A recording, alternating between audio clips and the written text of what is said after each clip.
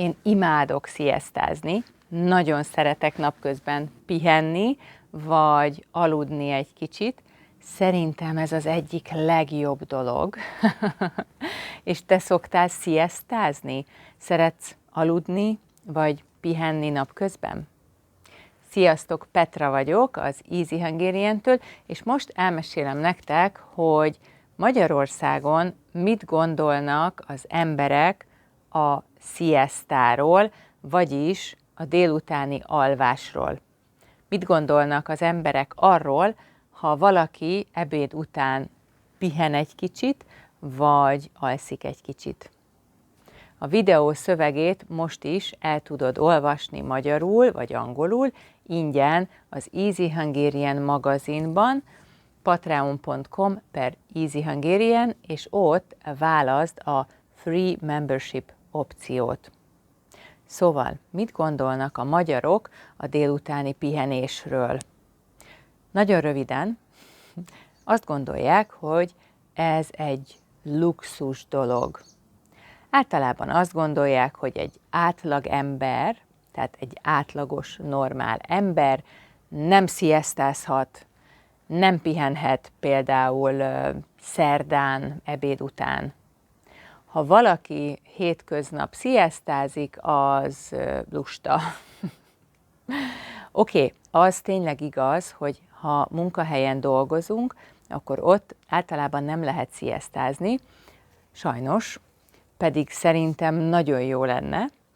Amikor én munkahelyen dolgoztam, most nem munkahelyen dolgozom, de amikor munkahelyen dolgoztam, akkor nekem nagyon hiányzott, hogy ebéd után egy kicsit pihenjek, és azt gondoltam, hogy nagyon jó ötlet lenne, ha lenne egy szoba, ahol csend van, sötét van, és lehet pihenni egy kicsit. Persze ez vicc, nyilván egy munkahelyen nem lehet sziasztázni. Magyarországon, mint minden országban, gondolom, természetesen a kisgyerekek alszanak ebéd után, amikor óvodába járnak, ugye az iskola előtt van az óvoda, akkor az óvodában ott minden délután, ebéd után aludni kell. Aztán, amikor iskolába mennek, akkor sajnos már nincs ebéd utáni pihenő, de amikor én kamasz voltam, vagyis tinédzser voltam, akkor nyáron mindig sziasztáztam, én és a családom. Nem azért, mert nagyon luxus életünk volt, hanem azért, mert a szüleimnek voltak földjei, és ott mindig volt valami dolog, amit csinálni kellett, főleg nyáron. És mivel nyáron meleg van, napközben, ezért mindig nagyon korán kezdtük a munkát, amikor már világos volt, 5 órakor például, és akkor reggel 5 órakor elkezdtünk dolgozni, és délben bementünk ebédelni.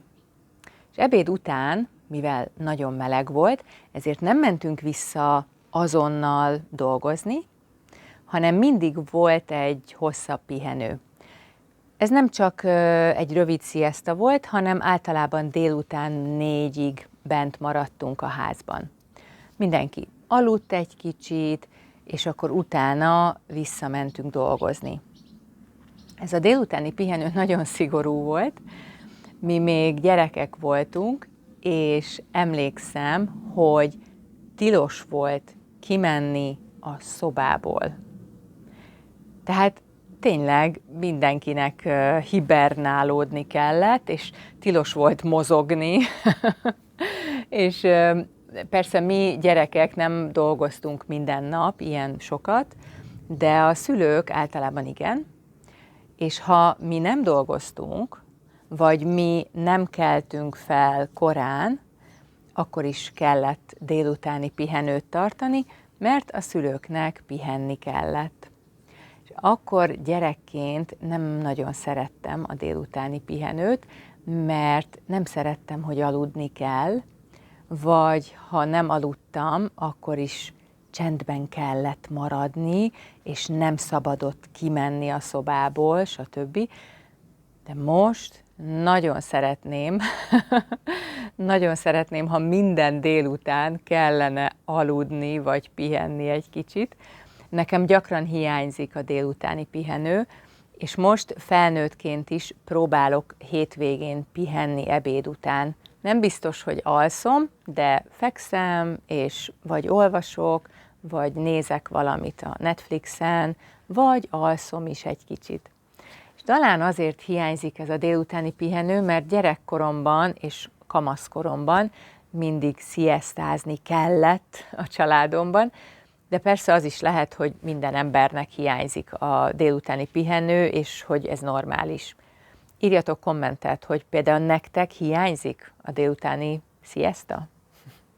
És tudom, hogy sok országban van délutáni szieszta, délutáni pihenő, például Olaszországban is, de sokáig azt gondoltam, hogy ez csak egy sztereotípia, vagy hogy ez már nem szokás, csak régen volt, nem tudom, 100 évvel ezelőtt.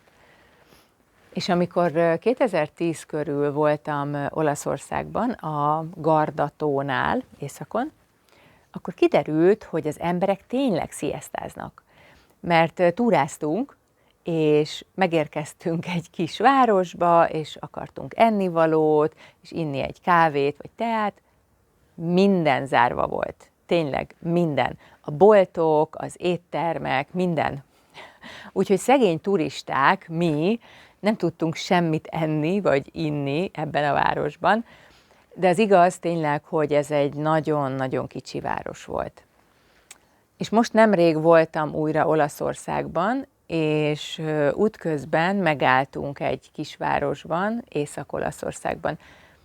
Ebédeltünk, és akkor utána elmentünk vásárolni, és ez egy nagy-nagy szupermarket volt, tényleg egy nagy bolt volt, és senki nem volt az egész boltban, csak mi és az eladók.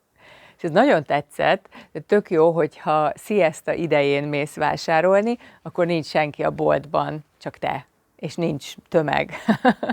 Úgyhogy ez nekem nagyon tetszett. És szerintem azért jó a szieszta, vagy a délutáni pihenő, mert segíti a bioritmusunkat. Arra gondolok, hogy emberek vagyunk, nem vagyunk gépek, tehát nem tudunk egész nap ugyanúgy dolgozni, ugyanúgy működni. Vannak olyan időszakok, van olyan idő, amikor aktívabbak vagyunk, vagy produktívabbak vagyunk, és néha elfáradunk, és nem tudunk olyan jól dolgozni. És ez teljesen normális. Hogyha napközben van egy kicsi pihenőnk, akkor újra tudunk produktívan dolgozni. Ha nincs pihenőnk, akkor maradunk ezen a szinten, és nem tudunk olyan aktívak lenni. Úgyhogy szerintem a szieszta fantasztikus dolog.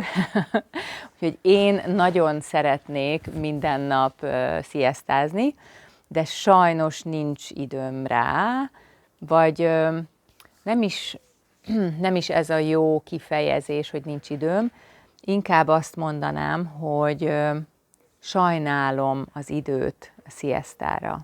Mindig azt gondolom, hogy nem akarok pihenni, mert még ezt a feladatot megcsinálom, és még egy feladatot, még a következő feladatot, pedig ha csak 20 percet vagy fél órát pihenünk, akkor utána sokkal jobban tudunk dolgozni, szerintem.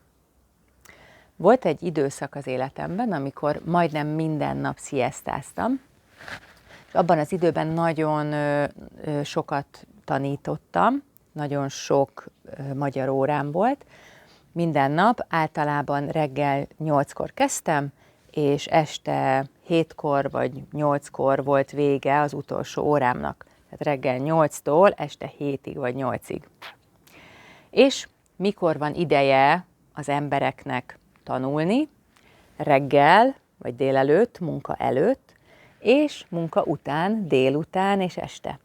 Tehát nagyon sok magyar órám volt reggel és délelőtt, és 4 óra után. De ebéd után mindig volt egy kis szünet, ott nem voltak diákok, és akkor mindig tudtam pihenni egy kicsit. Ez azért is volt jó, mert nem tudok reggel 8-tól este 8-ig dolgozni, és akkor így volt közben egy kis szünet, akkor tudtam olvasni, aludni, és ezt nagyon szerettem.